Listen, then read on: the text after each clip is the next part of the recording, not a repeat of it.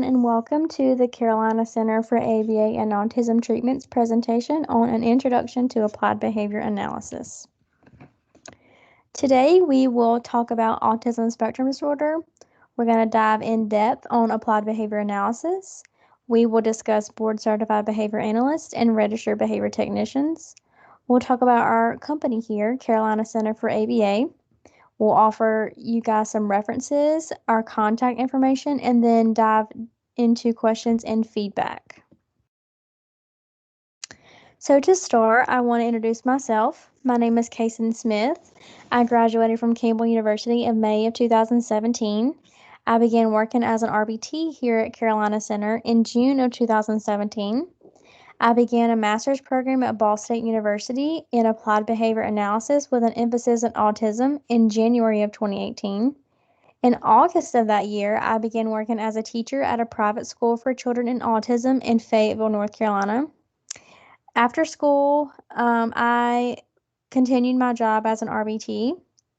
And then in July of 2019, I graduated with my master's in ABA. I sat for my BCBA exam in November of 2019, and on December the 20th of 2019, exactly, I found out that I passed the exam. And in January of 2020, I transitioned from my role as an RBT here at CCIVA to a BCBA, and I've been a BCBA here ever since. So here I work alongside Denise DeCandia. She's originally from Long Island. She began her career in autism working between ABA services for young children in the home setting and severe maladaptive behavior treatment for adults in a group home setting. Denise is also a board-certified behavior analyst and has a master's degree in ABA and autism treatment from Sage Graduate School. Denise helped found the Mariposa School. She served on their board of directors and then became their program director. Denise then founded Carolina Center for ABA and Autism Treatment, and here we are. So let's dive into autism spectrum disorder. So symptoms of autism include deficits in social communication and social interaction, as well as presentation of restrictive and repetitive behaviors.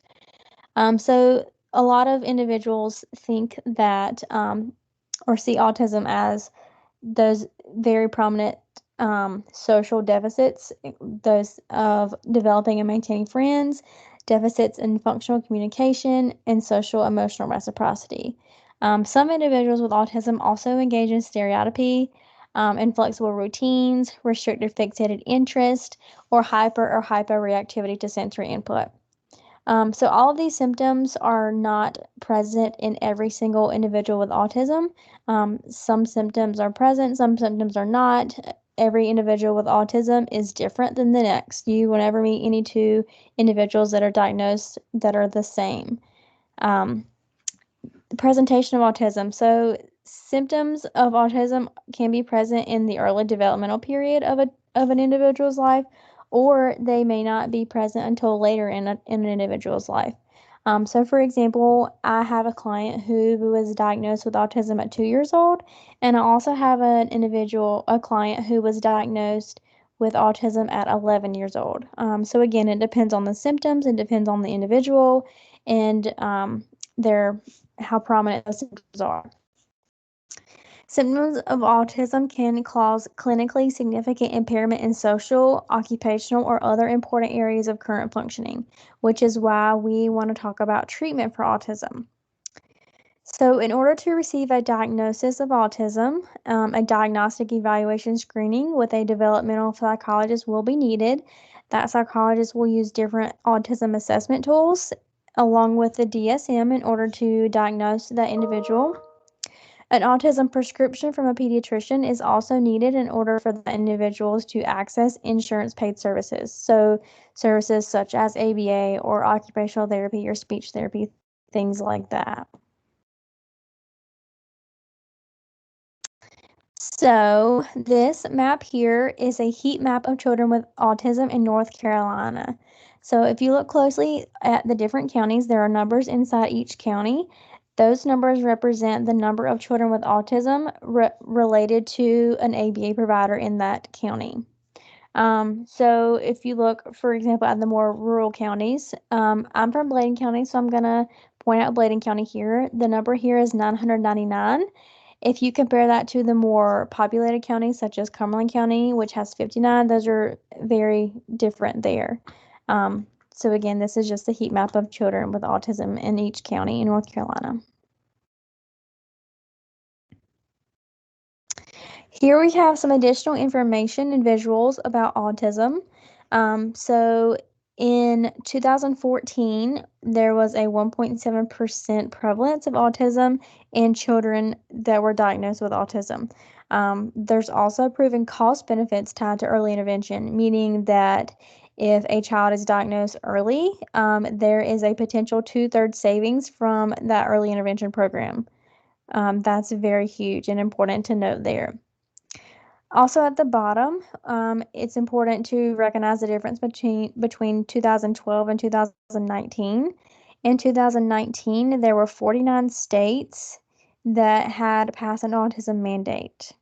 So that is extremely significant to our work here with children with autism.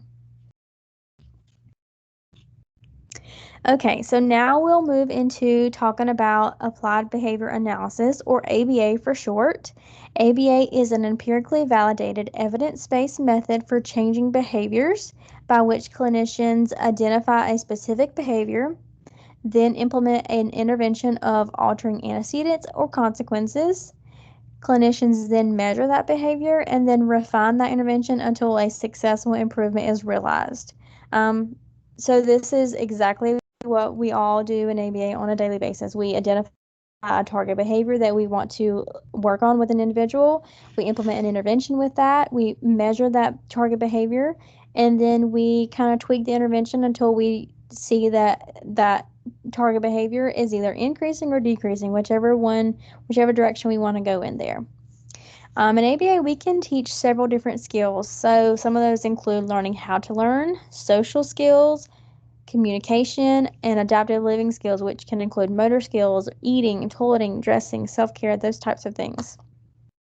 I do want to note that social skills has been a very big one for me this year. It's funny because we've been dealing with COVID and everything, but social skills is a huge skill that many individuals with autism have deficits in. Again, if we go back to look at our symptoms of autism, those symptoms of social communication and social interactions are hard for some of those individuals with autism. So teaching the social skills along with the other skills that I mentioned here are super important for our learners. ABA has been proven to be effective in thousands of published studies and is endorsed by a broad range of organizations. So in a nutshell here, ABA is intensive and is medically necessary care that is typically administered between 10 and 40 hours per week for an extended period of time. So this is something that I like to note that's different between between ABA, and other service providers such as speech or occupational therapy, which are often the more popular standards of care for autism. So individuals that receive speech or OT may receive maybe 1 to 2 hours per week, but ABA is more intensive, and we provide services that are between 10 and 40 hours per week, like I said. So here we are discussing a little bit more about ABA. So again, it's an evidence-based practice, which that means that all the techniques that we use are backed by research. This is very, very significant for our field and makes us stand out. ABA uses reinforcement, prompting, and shaping in order to increase desired behaviors, decrease challenging behaviors, improve independence, and increase communication. Here on the right, you can see a very lovely meme here. This is the founder, the father of ABA. His name is B.F. Skinner. Thanks to him is where we are now. So why use ABA? Why ABA versus everything else? So applied behavior analysis is the proven gold standard for individuals who exhibit socially significant behavior deficits. ABA is not only for children with autism. This is something that I like to note to a lot of people who think that, oh, ABA is only for autism. No, we have lots of individuals that receive ABA for different diagnoses, like ADHD or ODD, things like that. But ABA is often used to reduce problem behaviors. The picture on the right here is one of my favorite because it does show that our parents who are involved in our programming are often excited or surprised whenever they see our programs that are working with their children.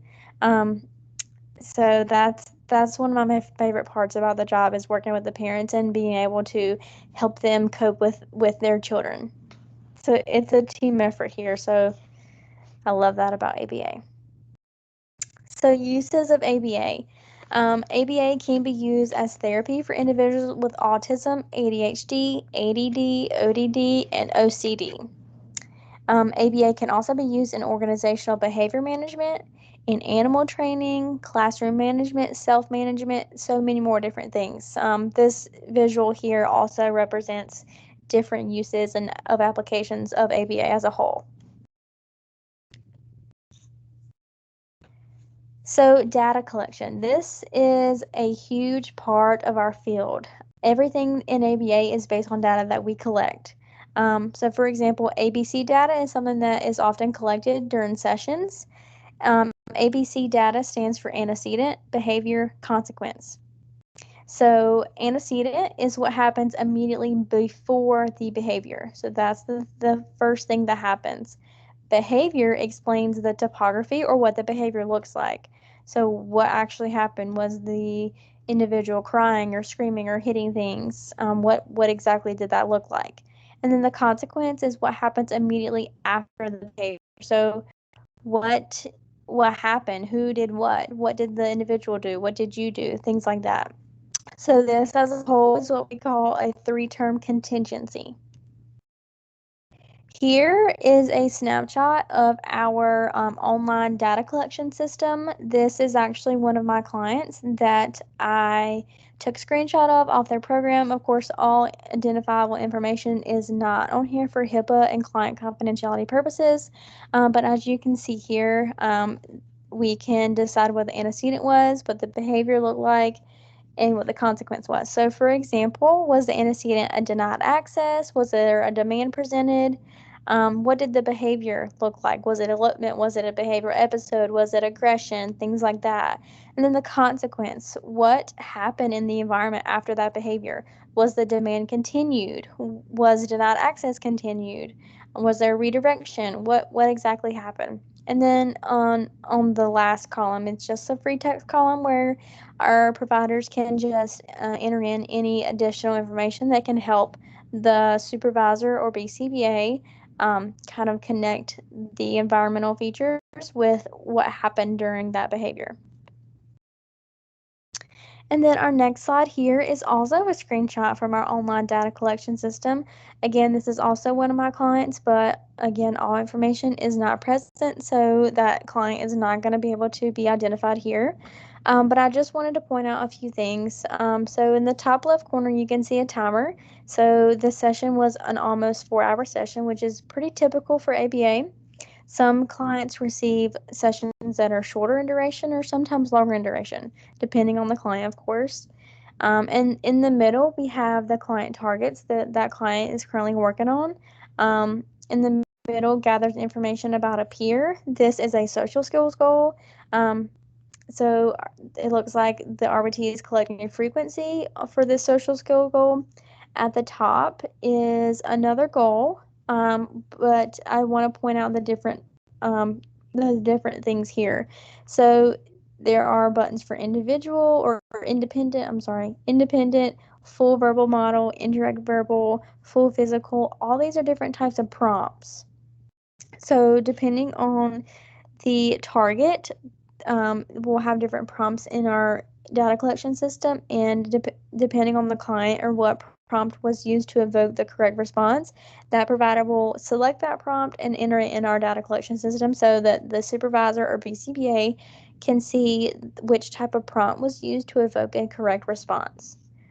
Ideally, the client does not need prompting and the client would do it independently, which would be the IND here. But if the client is still learning that target, that's when a prompt would be used. On the right, you can see a nice little graph here. This is what BCBAs do every day. They analyze graphs, analyze the data, and look and see what can be changed. What about the information? What about that intervention needs to be tweaked in order to create a more desirable outcome for that client? Okay, so now we're going to move into the why of all behavior. So all behavior happens for a reason, not just behavior in individuals with autism. All behavior for all people happens for a reason. This is what we call the function. So there are 4 functions of all behavior: escape, attention, access, and automatic or sensory reinforcement. So escape. Escape is when an individual may be engaging in a behavior in order to get out of doing something he or she does not want to do. So I have a little video example here of an individual who is engaging in escape behavior. So I'm going to play that for you. All right, Layla, I've got some work for you to do. We're going to do a homework assignment. Are you ready? I don't want. Well, we're not going to do anything else fun until we finish this. Thank you. Okay, so if we go back and talk about our 3-term contingency, that ABC, the antecedent, which is what happened before the behavior. So it looks like their teacher here said we have some homework to do. So that was when a demand was presented. The behavior looked like the individual was saying, I don't want to, whining. That's what the behavior was. And then the consequence, what happened after she engaged in that behavior? Her teacher said, well, we can't do anything fun until you do your homework. So she just continued with that demand and followed through. And I'm sure that this precious girl did her homework so that she could do some fun stuff. But that's just one example of escape behavior. So attention. Attention is when an individual may be engaging in a behavior because he or she has a desire for access to social interaction, whether it be from peers or an adult. I also like to know that attention can be positive or negative. I have a really good video here that shows an example of attention. It's my favorite, so I'll play that for you.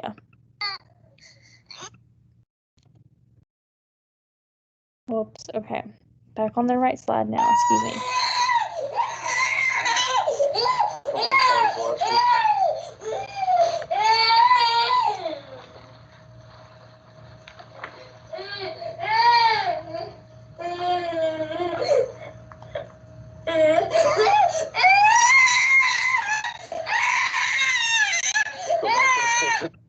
Okay, so as you can see in this video, the child is engaging in the behavior of crying whenever the parent, which I assume is the individual recording the video, whenever the parent is not looking at the child or present near the child is totally okay. But whenever the child knows that his parent can see him, that's whenever he starts engaging in crying. So nothing seems to be wrong. He just wants that attention, which is why he's crying. Okay, so access to a tangible. This is when an individual may be engaging in a behavior in order to gain access to a preferred item or activity. So this video here is a really good example of access as a function, so I'm going to go ahead and play that one.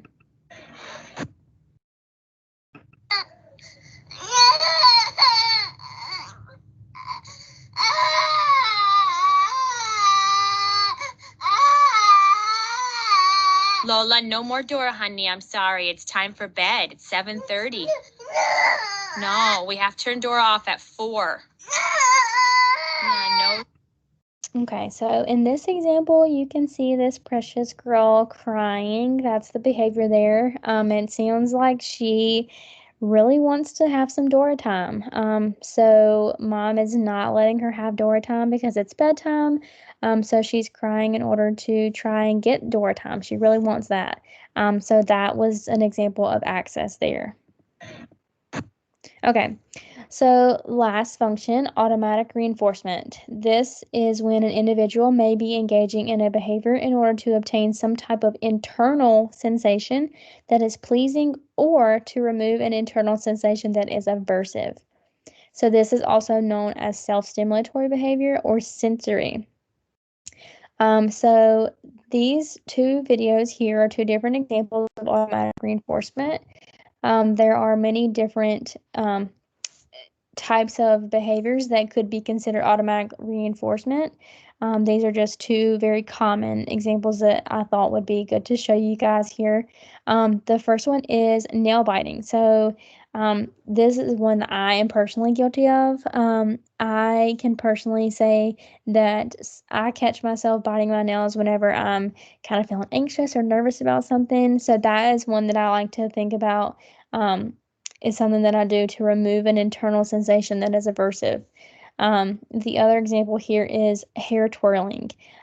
So maybe she feels totally fine, totally normal, but she just twirls her hair because it's fun for her or because it maybe tingles her head for whatever reason. But I'll go ahead and play these two videos here.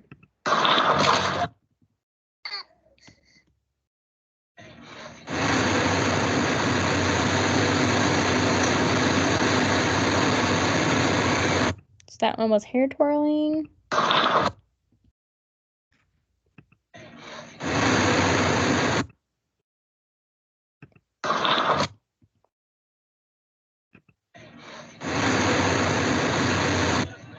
Excuse me.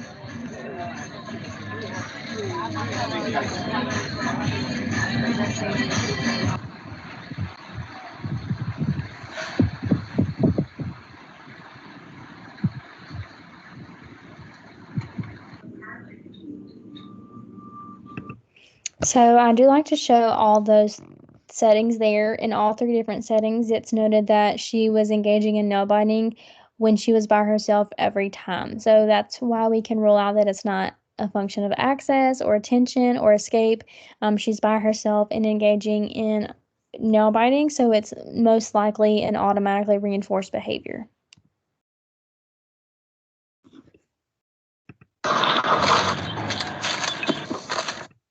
Okay, so here we have a little quiz on different videos, and we would like you guys to guess the function of each of these videos. So I'll play these videos, they're in random order, and I want you guys to think about the function of the behavior.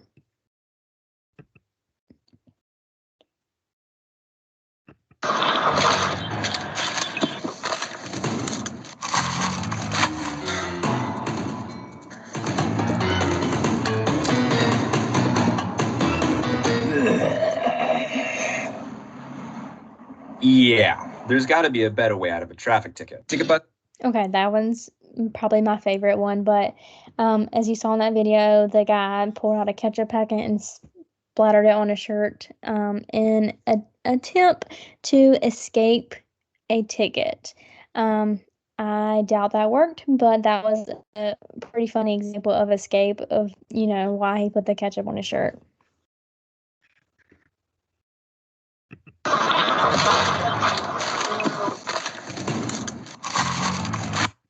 Excuse my technical difficulties here, but here's a second example.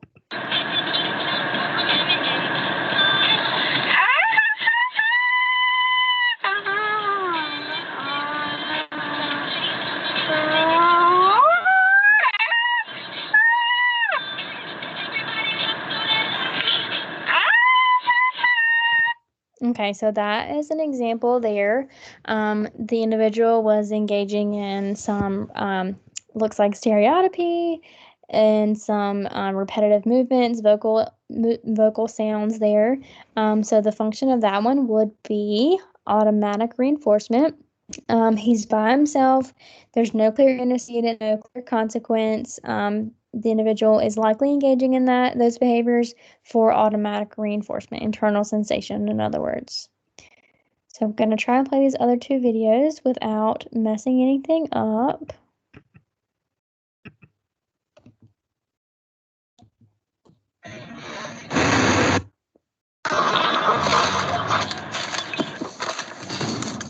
Okay, so So let's watch this one.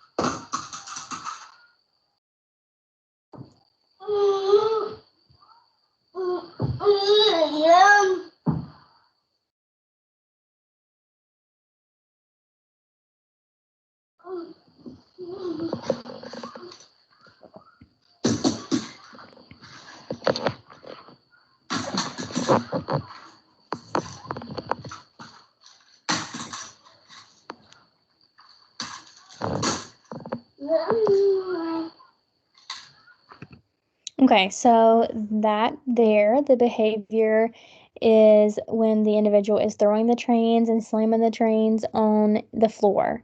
So for that one, the function would be attention. It's attention because he is looking at the parent, which I assume is the one recording the video, of course. He's looking at the parent every time before he takes the train and slams it down or throws it. It looks like he's trying to get a reaction out of the parent. So that I would definitely consider that one to be attention. So our last video here, I'll go ahead and play this one.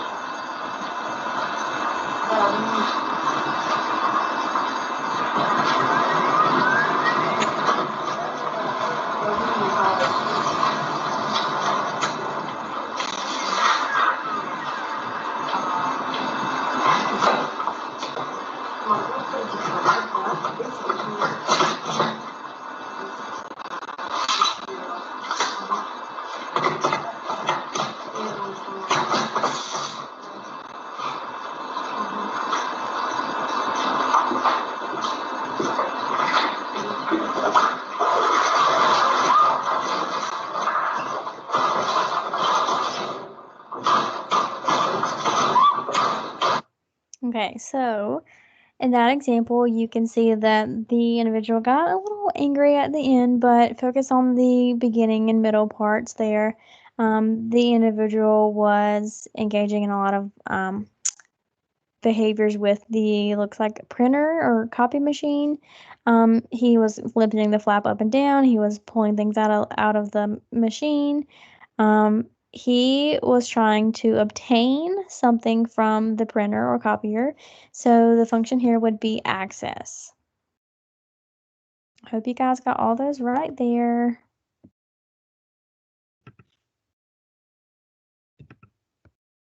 Okay. So our next slide here is about reinforcement. So there are two types of reinforcement. There's positive reinforcement and negative reinforcement. Positive reinforcement is when something is added that will increase the likelihood of the behavior occurring again. Negative reinforcement is when something is taken away that will increase the likelihood of the behavior occurring again. So reinforcement is when the likelihood of a behavior occurring again is increased. But the difference here between positive and negative is that positive is something is added and negative is something is taken away. So, two examples here. Positive reinforcement with a light switch. So the behavior for both of these is pressing a light switch. So we have positive reinforcement. The antecedent is that there's no darkness. The behavior is that you press a light switch and after there's darkness present. Okay, negative reinforcement, something is taken away. So there's light present. You press a light switch, and then the light is gone. So that's just two examples there of positive and negative reinforcement. Okay, so punishment. Punishment in ABA is not the same as the quote-unquote normal definition of punishment. So here there are two types of punishment. There is positive punishment and negative punishment. Punishment as a whole is when the likelihood of a behavior occurring again is decreased. So just like reinforcement, positive punishment is when something is added, and negative punishment is when something is taken away. So here we have this nice visual of Bart Simpson. An example of positive punishment is that something was added that is going to decrease the likelihood of the behavior occurring again. So it looks like his punishment in this episode was that he had to write on the chalkboard X number of times. The other example of negative punishment is something desirable was removed. So it looks like here maybe he lost his skateboard because he engaged in some type of behavior. He lost his skateboard. So he's probably not going to engage in that behavior again because he probably doesn't want to lose his skateboard. So those are two very valuable examples of punishment there. Okay, so that was probably a lot. And you're probably thinking, what in the world did I just hear? Let me go back. Okay, let me just make it a little more simple for you guys. So reinforcement versus punishment. So remember that reinforcement is when a behavior is increased, and punishment is when a behavior is decreased. Okay, when something is added, it's positive. When something is taken away, it's negative. This visual here helps me really understand it better. So hopefully this helps you guys as well. Okay, so what does ABA look like? So ABA is administered one-on-one by an individualized support team. So here we have a board certified behavior analyst at the top, or BCBA for short. And then underneath the BCBA, there are RBTs. The board certified behavior analyst provides clinical direction, supervision, and case management to several different RBTs. Every RBT, their main responsibility is to deliver a treatment protocol that is designed by the BCBA. So, what does an ABA session look like? So, I have a video here of what most people think ABA always looks like.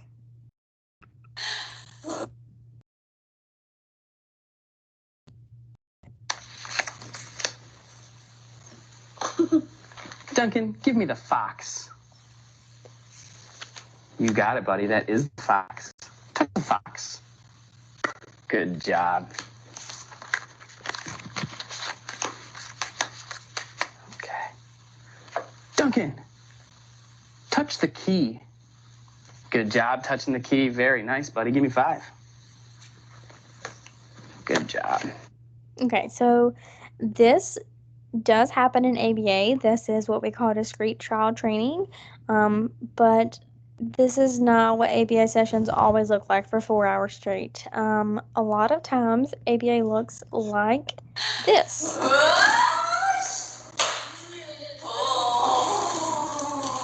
Stop.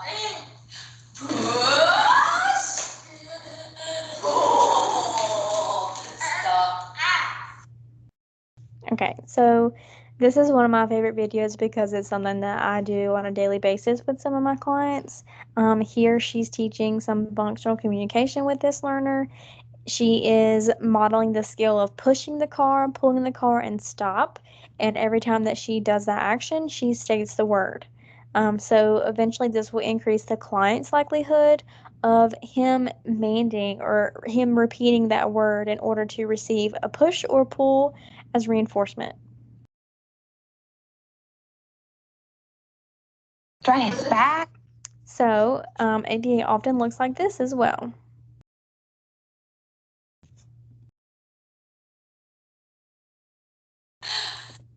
Try his back.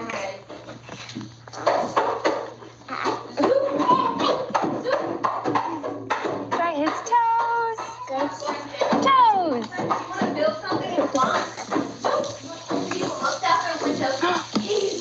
Try his legs.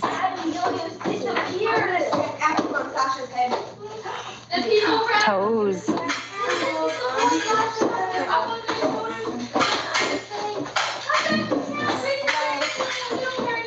Washcloth.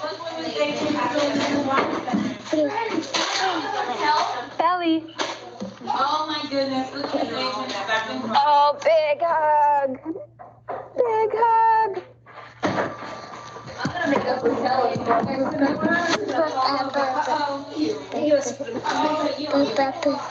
Bye-bye, baby. More babies. Okay, this is also one of my favorite videos because it looks like our adult here she is labeling everything in the environment. She's attending to the learner. She is, again, just like the previous video, she is promoting that functional communication with the client, again, to promote independent language from our client as well. So a lot of this is what we call natural environment teaching, which is short for NET or long for NET. We do a lot of teaching in the natural environment, and it's way more beneficial or probably more preferred for some of our learners than sitting at a table and doing flashcards, that type of thing. But again, it depends on the learner, depends on the goals that they're working on, and things like that. So sometimes ABA sessions look like this.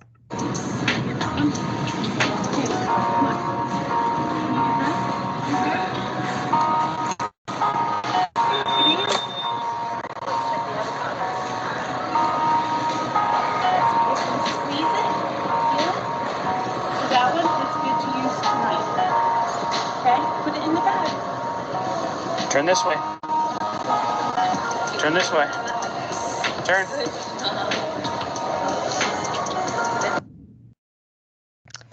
So this video shows a client who is shopping in the community at the grocery store. So some of our clients have community goals where they are learning how to go to the grocery store and buy groceries, pick out appropriate fruits and vegetables, learning how to pay for the groceries at the register, things like that. So some of our sessions may not be in the home or in the clinic setting, they could be in the community. So this is a good example of that there.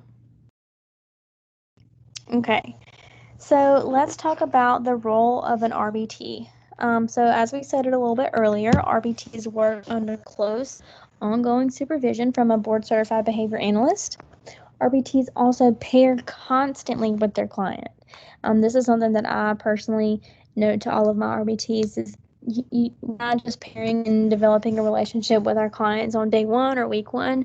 We do it every single day. We want them to think that we are their best friend. We want them to love coming to hang out with us and love coming to session.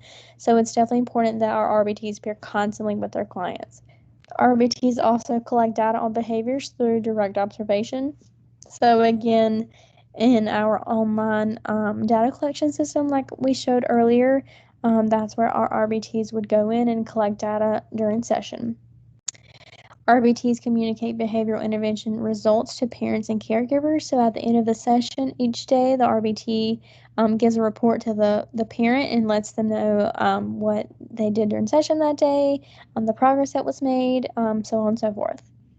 RBTs also use discrete trial training to teach client new skills. So discrete trial training is the video that we saw earlier of the client at the table with the flashcards. That's something that RBTs are responsible for as well. RBTs target skills in the natural environment. So just as we showed with the pulling and pushing video with the car, as well as the other video with the baby dolls, those are things that are in the natural environment and things that RBTs are targeting there as well. RBTs use reinforcement to shape behaviors. They follow a behavior reduction plan to reduce problem behaviors. So RBTs at CCABA, our RBTs here have a passion for improving the lives of children with autism and their families. They are empowered by science and committed to evidence-based practice. The exemplar RBT is constantly seeking knowledge and pursuing a career path in applied behavior analysis. They are intelligent, motivated, coachable, eager, and kind. They are solution-focused, inclusive of others, and ethically bound. Our RBTs take responsibility for their work, they celebrate the success of others, and are always seeking to improve. The exemplar CCABA RBT is looking for a platform to do their life's work, which would be seeking and supporting a culture of collaboration and growth. this is something that I can say all of our RBTs that work for our company definitely have. We have amazing RBTs that work so hard and so diligently, and I am very lucky to have 8 RBTs on my caseload who all 8 of them definitely are to the T this description here. So, the role of a BCBA. BCBAs develop behavior plans and interventions to reduce problem behaviors. They provide ongoing training and supervision of RBTs and parents and caregivers. So, BCBAs not only train RBTs, but they also train parents as well. So, we do a lot of parent training and family training in order to kind of generalize those skills from our clients with our RBTs to in home with their parents and caregivers. BCBAs also write programming for individualized client skill acquisition goals. BCBAs create session notes for each supervision session conducted. They meet with families, teachers, or other professionals to discuss clients' treatment and progress.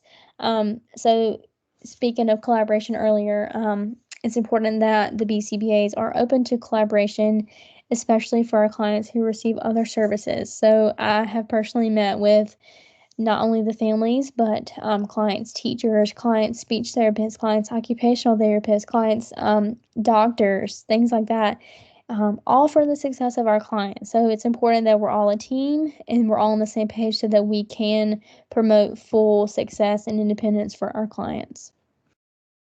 BCBAs also conduct research to keep up to date with current findings to apply to client programs. So similar to RBTs at CCIABA, BCBAs have a passion for improving the lives of children with autism and their families. They are empowered by science and committed to evidence-based practice. Exemplar BCBAs are constantly seeking knowledge and pursuing excellence in ABA. They are intelligent, motivated, coachable, eager, and kind. They are solution-focused, inclusive of others, and ethically bound.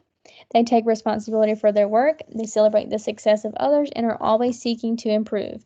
The exemplar CCIABA BCBA is looking for a platform to do their life's work, which is, again, seeking and supporting a culture of collaboration and growth.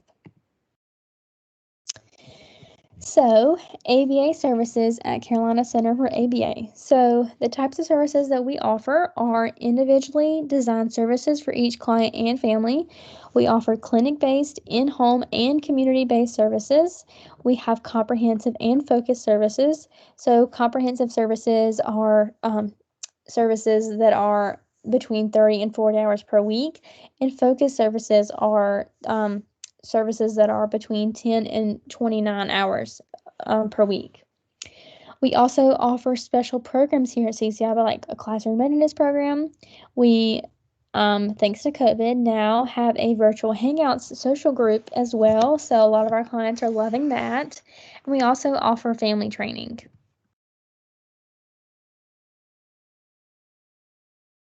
So a little bit more about our company, CCIABA. We are the leading provider of ABA therapy in North Carolina. That is huge and something that we are super proud of. Our values are improving the lives of individuals with autism, their families, and their surrounding communities. We create an environment in which exceptional people can think big, have fun, and do good. And we uphold the highest professional standards.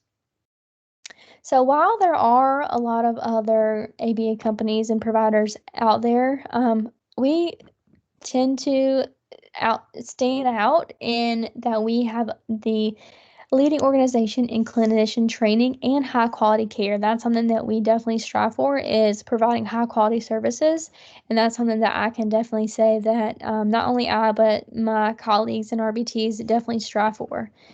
We offer clinic-based services, which best allow for comprehensive treatment. And we also have clinics in more than just one area. So we have clinics in Cary, Charlotte, and Fayetteville, as well as we offer home services in those surrounding areas. So here we have a little video of some of our RBTs who would like to share their why.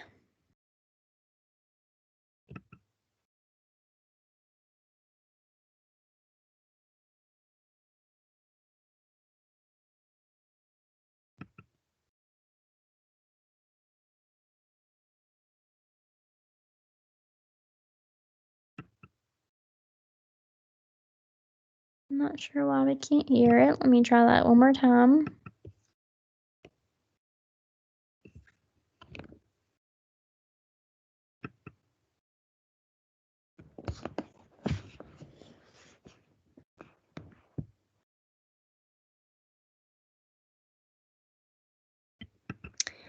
I'm not sure why that one's not working, but some of these answers in here are, we asked these individuals, which are our RBTs and some of our BCBAs here, we asked them why they like working in ABA. So some of our individuals said that they like the inclusivity of our company and how everybody is so supportive. They like seeing the positive results from our families and from our clients. Some people said that they like just having fun with our kids and being able to be our clients' reinforcers versus a tangible object. One of our employees said that they like seeing how excited their client gets whenever they come to session every day. So again, this is just a video of our RBTs and BCBAs who really just wanted to share why they like it and why they like their job. So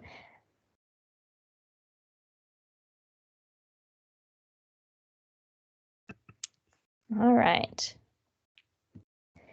So here we have some additional information of our company. If you are pursuing a career in applied behavior analysis, we can definitely help with that. Even if you're just interested, you should always reach out. We are unique in that we have dedicated student supervision available. We have ongoing meetings to review hours and competencies with students. We have opportunities to bring academics into practice, real life. We have individual and group supervision. There's ongoing professional development and leadership training, dedicated mentorship opportunities, and commitment to excellence. There are so many different opportunities here at CCABA that we would love to definitely help you guys with. These are our references that we use for our presentation today. And if you are interested in reaching out to either Denise or myself, here is our contact information. We have our emails listed here as well as our phone numbers. So if you have any questions or if you're interested in anything or if we can help you with anything at all, don't hesitate to reach out. Our cell numbers are also here